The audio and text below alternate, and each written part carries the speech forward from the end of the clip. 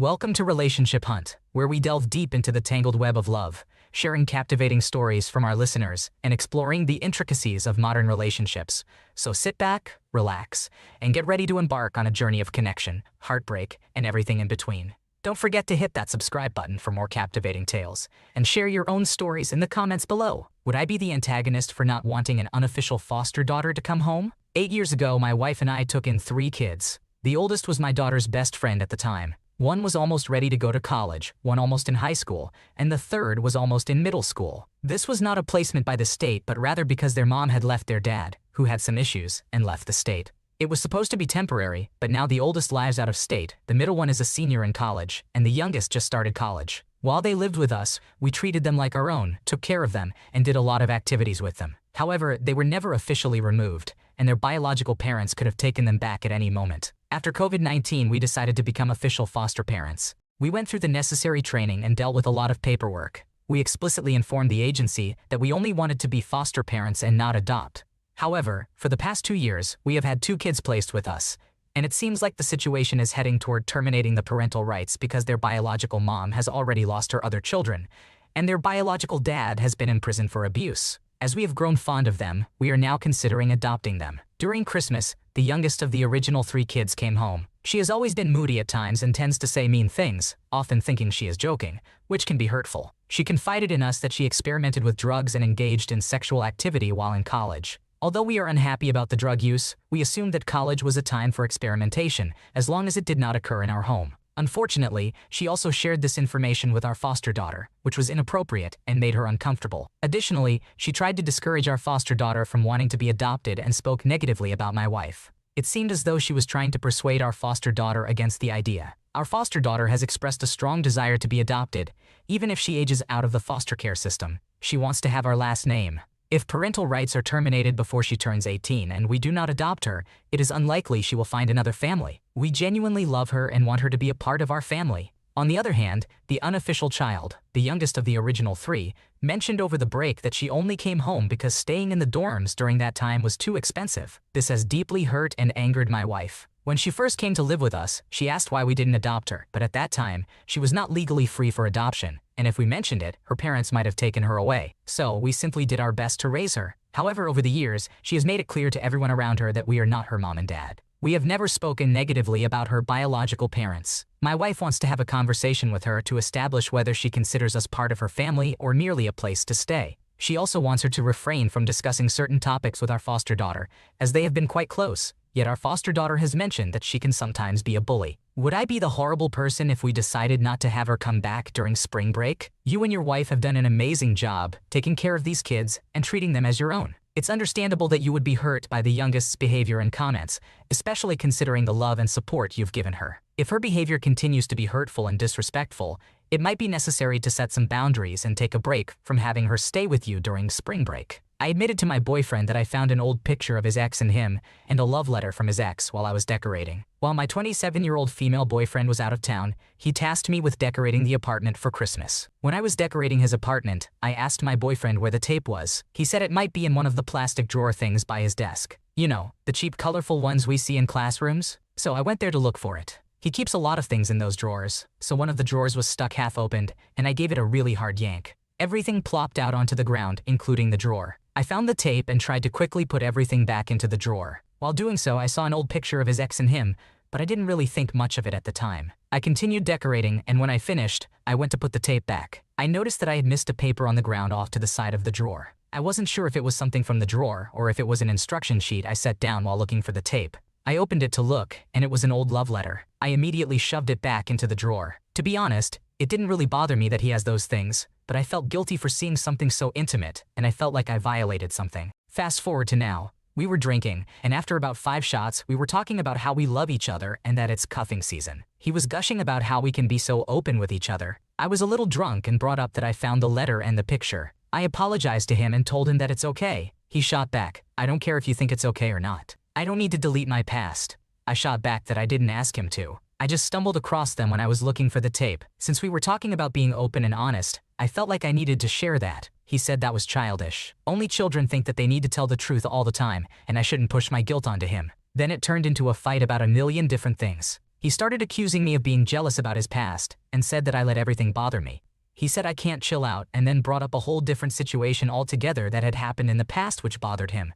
I had a falling out with our mutual friend due to their history and their current dynamic with each other. When I tried to clarify, he told me that when someone is upset I need to shut up and not argue. I asked, even if what you are accusing me of is not true? And he's like, yes, even if I'm wrong, just apologize and shut up. He called me childish. I'm so lost right now and wondering if I just messed everything up by arguing instead of apologizing for everything he is accusing me of doing and feeling, because to him, that makes me selfish. Hey, it sounds like a tough situation you're in. It's understandable that you felt guilty for stumbling upon those personal items, but it also seems like you were just being honest with your boyfriend. It's important to communicate openly in a relationship, even if it leads to disagreements. Moving forward, maybe try having a calm and honest conversation with your boyfriend about how you both perceive openness in your relationship and how you can work through any misunderstandings together. Am I the antagonist for not giving my father's fiancé a ticket to my high school graduation? I am an 18-year-old female who will be graduating from high school in May of 2024. This is an incredibly exciting time for me because I have been given the opportunity to make a speech at graduation due to my involvement in the school. I have been looking forward to this moment for as long as I can remember. However, my parents are no longer together. They divorced when I was around 9 years old, but my relationship with both of them remains strong despite the circumstances. Currently, I live with my dad and his fiancée, while my mother resides in another state. When my father's fiancée moved in with us, I was caught off guard because it happened unexpectedly. We didn't start off on the best foot, but I have learned to tolerate her over the years because I know she makes my dad happy,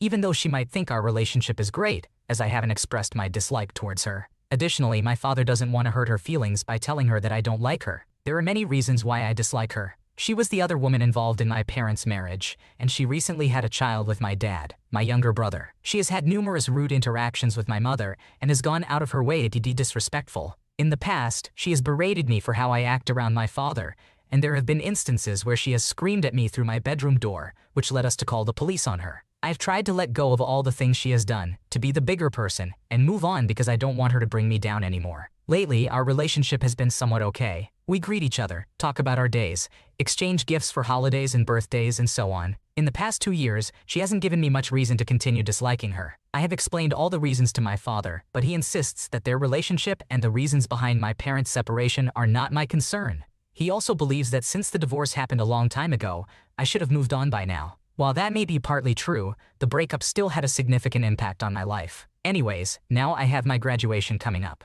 Getting enough tickets for everyone I want to invite isn't an issue. The problem lies in explaining to my dad why I am choosing not to give his fiancé a ticket. My mother will be attending, but she won't be bringing her boyfriend out of respect for me. I only want people there who I truly love. My dad's fiancé is welcome to join us at my graduation party the following weekend, but I just don't want her present at the actual ceremony. I am struggling internally with this decision. On one hand, I want to give her a ticket out of respect for my dad and the sacrifices he has made for me. I also don't want to argue with him. However, I really genuinely don't want her there. Am I the asshole in this situation? It's completely understandable that you don't want your dad's fiancé at your graduation, given the history and the way she has treated you and your mother. Your feelings are valid, and it's important for you to have a supportive and comfortable environment on such an important day. As long as you explain your reasons to your dad calmly and respectfully, it's your decision who you invite to the event. Am I the antagonist for not contributing to my cousin's latest GoFundMe request? Me, female, 39 years old. Cousin Lisa, female, 49 years old. Lisa's daughter Becky, 31 years old. And Becky's husband Teddy. B and T have 3 children, all aged 13 or under. Lisa has never held a job for more than a year and a half to maybe 2 years. Becky and Teddy are in a similar situation. They became pregnant at a young age and relied heavily on family and friends for financial support, including providing for their first daughter and now their 2 other children, as well as helping with a car, etc. Becky has been a stay-at-home mom while Teddy has had various jobs including receptionist at a veterinarian's office, cell phone salesman, DoorDash driver, social media coordinator for a local pet store, customer care representative at a call center, pastry chef, and payroll coordinator. Each time, he either mysteriously gets let go or quits due to a toxic work environment or incompatible schedule. This has been happening for over a decade since Becky and Teddy became a couple. When B and T were teenagers to early 20s, I often helped them financially through their online fundraisers or by donating household items, furniture, and giving them reasonably expensive gifts and cash for holidays and birthdays. However, I have reached a point where I no longer want to participate in their constant requests for financial support through GoFundMe, Cash App, and other platforms on their social media accounts. Earlier this year, they even attended a Taylor Swift concert in Vegas and posted on their last day asking for donations to cover unexpected taxes for their hotel. A few days ago, Teddy posted another GoFundMe request along with an eviction notice from their apartment complex and notification that his car payment is overdue. This comes after they have sold multiple television sets, video game systems, and a collection of Marvel and other memorabilia. Usually, I would give them something, but I am no longer inclined to do so. Then Lisa texted me the payment link, following up to ensure that I had seen it because I am typically a top contributor. I told her that I hope things improve for them, but I would not be donating this time. Lisa kept pushing until I admitted that I feel like my contributions to B&T only act as temporary fixes until their next crisis, and that I don't believe I am really making any long-term positive impact. This led to her telling me that I should have expressed my concerns earlier, since I have set a precedent of giving them something whenever they ask, and now they rely on me. I suppose I have set a precedent, but I did not think that past actions obliged me to continue supporting them. Now I am unsure, and Lisa and I are not on good terms. I haven't spoken to either B or T, but I assume they share the same opinion. So am I the asshole? Am I the antagonist? Am I the asshole for consistently giving in the past, which has set a precedent of me providing support, and then suddenly stopping? Do I owe my cousins a warning? It's understandable that you've reached a point where you no longer want to contribute to their constant financial struggles. Their reliance on others and their failure to maintain stable employment doesn't justify them constantly asking for money. You are not obligated to continue supporting them financially, and the precedent you set in the past doesn't mean you're obligated to continue indefinitely. My girlfriend wants me to cut my friend off. I have been dating Jade, 25, for a year. Everything was going well until I met her family a month ago. I am not in contact with my own family, except for my sister and my friend Evelyn, 25. Evelyn and I have been friends since kindergarten, and she is like family to me. When I met my girlfriend's family, I liked them except for her sister. Her sister came off as really flirtatious. She kept complimenting me in front of her sister, not just once but multiple times, including comments that you usually don't say out loud. For example, she mentioned how she loved how strong my thighs looked. She is only 19, so I thought it might just be an immature crush that would fade since I am her sister's boyfriend. However, she somehow found me on Instagram and messaged me. I haven't accepted the message. The sister is currently visiting my girlfriend, which means I have to see her when I visit. Her attempts at flirtation continue and it makes me extremely uncomfortable. I tried talking to my girlfriend about this, but she just laughed and dismissed my concerns. She said I am overthinking things and that a few compliments don't necessarily mean her sister is flirting. However, it's not just the comments. Her sister has also been getting touchy with me. I asked my girlfriend to talk to her sister about it or I would do it myself. But my girlfriend refuses, saying she doesn't want to embarrass her sister, who she is very close to. I can understand if she is in denial, but this situation made me so uncomfortable that I didn't even want to visit my girlfriend anymore. Furthermore, my girlfriend doesn't really like Evelyn. She made it clear after they met for the first time. I had hoped they would get along, but they have little in common, and my girlfriend believes Evelyn is trying to impress me by discussing programming topics, since we both work in software. I fail to understand how that makes Evelyn a pick-me. My girlfriend has multiple issues with Evelyn for trivial reasons, such as criticizing her appearance because of her tattoos, which my girlfriend finds manly. I think it bothers her even more that Evelyn ignores her comments. Currently, Evelyn and my sister live nearby. Evelyn lives on the ground floor of a 2-story house, while my sister lives upstairs. Due to renovations on Evelyn's floor, she has temporarily moved in with my sister, bringing some furniture and other belongings into my guest room. I didn't mind this, but my girlfriend did. We argued about having her furniture in my house, and my girlfriend even suggested I end my friendship with Evelyn. Fortunately, we were able to calm down and sort it out. Yesterday, my girlfriend came to see me and her sister accompanied her. Evelyn came over to borrow my laptop charger. My girlfriend left to move her car, as she was parked behind someone who needed to leave. I am not kidding, the moment she stepped out, her sister sat on my lap. It all happened so quickly that I couldn't push her away because I was sitting on a single couch, and there was a glass table close behind her. Pushing her would have caused her to fall on it. After around 2 seconds, Evelyn intervened and pulled her off me by her hair and slapped her. Evelyn was aware of the sister's behavior and had already told me to let my girlfriend handle this situation. The sister started crying and Evelyn began shouting at her. My girlfriend walked in, and I explained what had happened. However, she simply accused me of lying and started screaming at Evelyn. I defended her, which made my girlfriend angry because she believed I allowed my friend to abuse her sister. Eventually, Evelyn asked them to leave. It was truly embarrassing to think I was being harassed by a 19-year-old. This incident occurred 2 days ago. Yesterday, my girlfriend came over and we had a conversation. I told her how disrespectful her sister had been. Although she still didn't fully believe me, she apologized and assured me that she had spoken to her sister, who promised not to do anything like that again. She said she doesn't want to end our relationship over this and that we shouldn't break up. On top of that, she offered to cut off her sister from me so that I wouldn't have to see her anymore, but she wants me to cut off Evelyn. According to my girlfriend, this is the only way we can move forward. I don't think this is fair at all. Evelyn didn't harass her sister. She is just a friend. There has never been any romantic history between us, except for a kiss during middle school. That's all. We have never crossed any boundaries. Evelyn has always been an amazing friend, and the one who believed me when I shared my concerns about her sister. She supported me when my girlfriend wouldn't even listen to me. My girlfriend thinks Evelyn wants to be with me, which is ridiculous, and doesn't want me to be friends with her. However, I made it clear that ending my friendship with Evelyn is not an option. I don't want to end our relationship, and I truly believed we could work things out through communication. But I cannot cut off my friend because of this. My girlfriend believes this means I love my friend more than her. Am I being unreasonable here?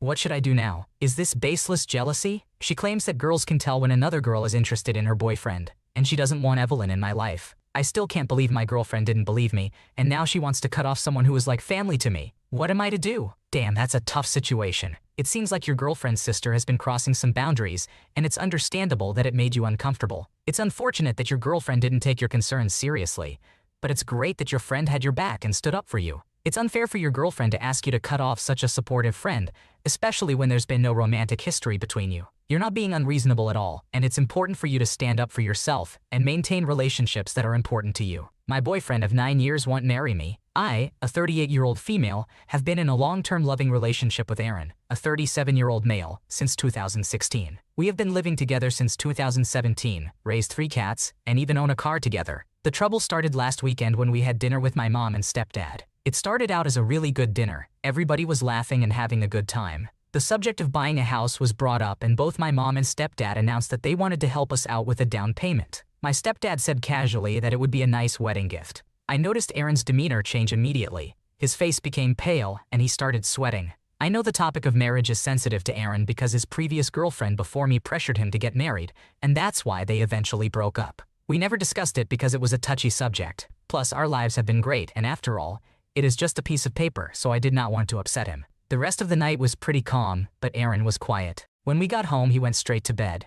I thought that was strange because I assumed my stepdad was joking. He had made some comments to me over the years about it, but I told him not to mention it in front of Aaron due to his past. Yesterday, I went to my parents' house and confronted my stepdad about the comment. He said that he wanted to make sure I wasn't being taken advantage of, and being married would help with a first-time homebuyer loan. He said he wanted to ensure that if anything were to happen between Aaron and myself, I would have more rights with the house compared to not being married. I must admit, it made a lot of sense until he added that I'm wasting my time with a man who wants the wife experience, but only treats me as a boyfriend. This upset me, and even my mom scolded him as I left. When I got home last night, I talked to Aaron, and we had an emotional fight. It was the biggest fight we ever had. I explained my perspective and asked him what would happen if we broke up. I inquired if we would sell the house and split the money equally, which made him even angrier. He accused me of talking to his ex, Angie 33, and claimed that she influenced me to bring this up. I argued that these are important matters to discuss, and if we were going to spend the rest of our lives together, then what's a piece of paper? Besides, my health benefits aren't the best, so marriage would be beneficial in other ways,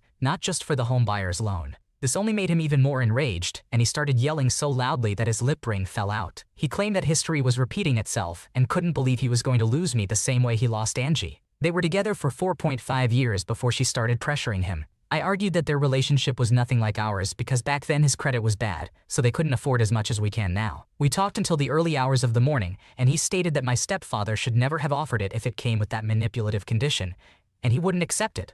Marriage would never be an option. The topic of breaking up arose, and he said that currently it's not financially wise to end the relationship because we already have many investments together, and we can't afford to live independently. We currently share a 2-bedroom apartment, splitting expenses equally. I feel lost.